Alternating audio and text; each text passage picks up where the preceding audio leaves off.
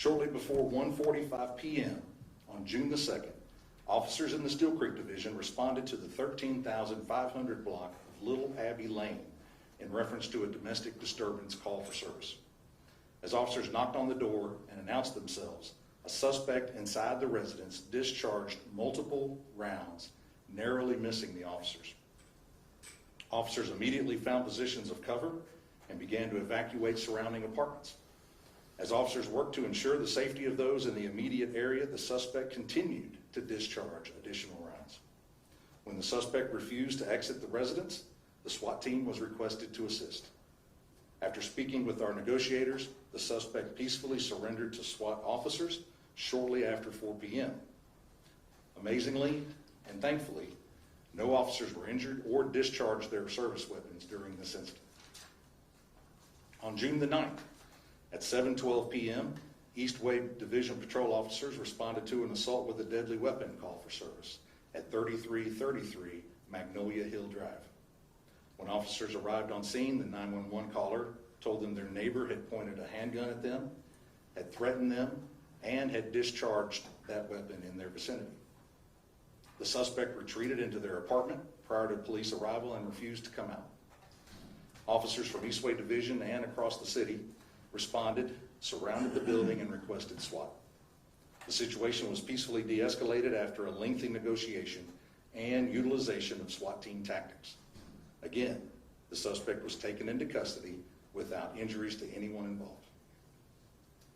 On June 10th, at about 11:30 p.m., officers responded to a domestic disturbance call for service at 9400 Split Rail Lane in the Hickory Grove Division. Upon arrival, the officers made contact with two victims who advised that the suspect, who was a family member, had assaulted them, had threatened them, and had pointed a firearm at them and shot rounds inside the residence. Patrol officers secured a perimeter around the house, while other investigating officers obtained arrest warrants for the suspect for the assault. The SWAT team responded and took over service of the warrants. The suspect was again successfully talked out of the residence and was taken into custody peacefully. After getting consent to search the house, officers located 4 firearms and additional ammunition. And most recently, on June the 12th, at around 4 a.m., Independence Division officers responded to the 2700 block of Mill Valley Court regarding multiple calls for a disturbance inside a residence where shots were being fired. As officers arrived, they found the front door open. When they knocked on the door and announced themselves, the suspect came down the stairs. As officers asked the suspect to see his hands, the suspect produced a firearm. As the officers found a position of cover, the suspect discharged multiple shots inside the home. Officers established a perimeter, evacuated nearby residences, and requested the SWAT team. SWAT tactical officers and negotiators responded and made multiple attempts at contact with the subject inside. After several hours of attempted negotiations with no response, the SWAT team utilized an array of de-escalation tactics and techniques and tools to disorient this individual, and the suspect was safely apprehended and taken into custody shortly before 11 a.m. No CMPD officers were injured or discharged their service weapons during this incident. Now, after we resolve incidents such as these, we always evaluate the totality of the circumstances to determine the best course of action to serve not only the victims of these cases, but also the suspects. These efforts are taken holistically to address the criminal behavior and to hopefully prevent incidents like this from happening again. This is all in line with our crime management strategy.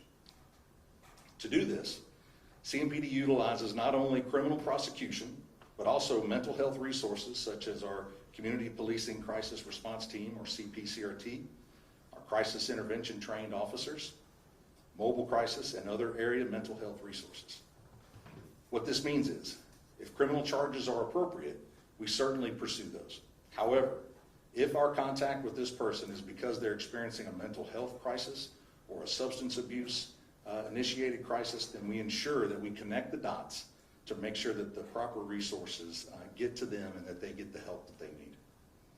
Now, none of this would be possible without, one, the heroic men and women of this department that put on this uniform every day and uphold the sacred oath that they took to serve this community.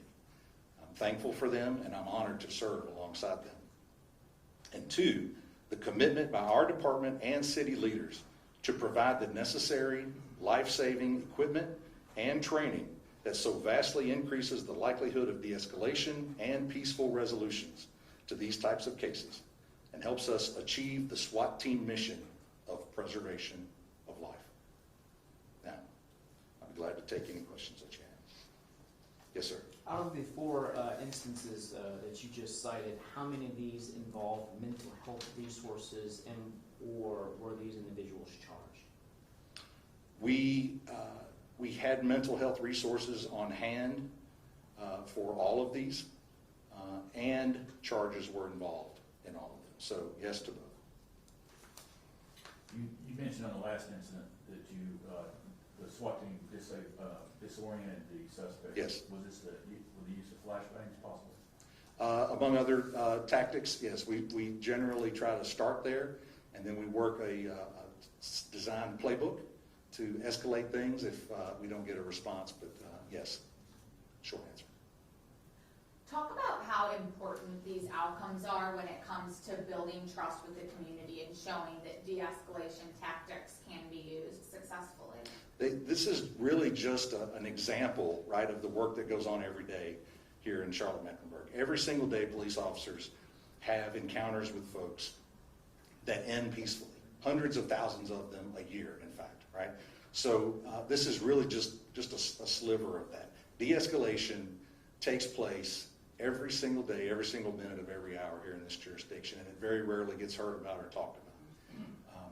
The tools that we have as a tactical team, as our SWAT team, the tools that we have, the specialized tools and training, certainly allow us to minimize an armed face-to-face encounter with someone who's experiencing a crisis, and that drastically increases the likelihood of survivability and that we come to a peaceful resolution. And those tools and tactics are very important for us to be successful. Yes, sir. And how many of these situations were officers actually fired at? One of the four. The first? Yes, the first one. Correct. And how does that change the way they go about a situation? Well, it's dynamic, right? So officers have to make split-second decisions as to whether they are going to stand their ground and return fire, or if the environment and the conditions are such that they can find cover and try to find another resolution to this. Fortunately, for everybody involved, the officers in this situation were able to find some cover pretty quick. We got those apartments evacuated, and were able to get that gentleman to come safely out of the apartment. But every situation is different, and the officers have to make those very difficult split-second decisions, and we hope that they're able to rely on their training and experience and equipment to be successful. Yes, sir. So the city adopted a new budget yesterday. It kind of expanded, financial resources for the mental health crisis team you guys have. Can you talk a little bit about, how you looked upon to approve upon that, going forward? So that's a different area of the department than mine, but I will tell you this: they are an invaluable resource, and honestly, they are underutilized and underfunded. So we're glad to hear that they're going to receive some increased funding. We're really blazing trails when it comes to partnering with mental health partners, having them in the police car with us, ready to respond at a moment's notice to these types of calls. And I really believe that type of work is where our department and where our profession is headed. And I'm glad to know that our department and our city leaders see the value in that and are leading the charge. How does that work when officers are called somewhere? How do you make the determination that a mental health specialist is needed, and how do they, go about it? So we do a full workup. If we know who the individual is, we interview neighbors and family members and gather that information to try to determine if there's a history there. Typically, we're pretty good at that, at finding out who this person is and what their history is, and then we can tailor our response to that. So is the suspects secured before the mental health person can engage them? Otherwise, they'd be wearing armor or undercover or something? Correct. Some of our mental health folks, that particularly our CPCRT folks, they're issued body armor because they're in the police car and they're responding to these calls. What will happen on a scene of a SWAT call out is those SWAT team negotiators who are specially trained in engaging these folks may have a mental health person nearby, right, to provide them advice or to counsel them. But our negotiators are highly trained in engaging these folks and bringing this to a peaceful resolution. So we're thankful for them, certainly. Do you think there's been kind of a rise in these kind of incidents recently? Or? Well, there certainly has been in the month of June. It's picked up. Things get busier during the summertime, and folks are coming out of COVID hibernation, and so things are going to pick up across the city. But we've certainly seen an increase on it, and we're thankful that things have resolved the way that they have. Can you talk a little bit about the training that goes into being one of these SWAT officers and learning how to get involved in that de-escalation? It's extensive. So there's a very thorough selection process that these officers go through. Now understand, when we talk SWAT team, we're talking about our tactical officers and our negotiators, our crisis negotiators who are out training today, as a matter of fact. But there's an extensive selection process, weeks and weeks of training. For our tactical officers, sometimes it's a full 6 months or a year before they're forward deployed, on a hot scene like that. But they train on a monthly basis.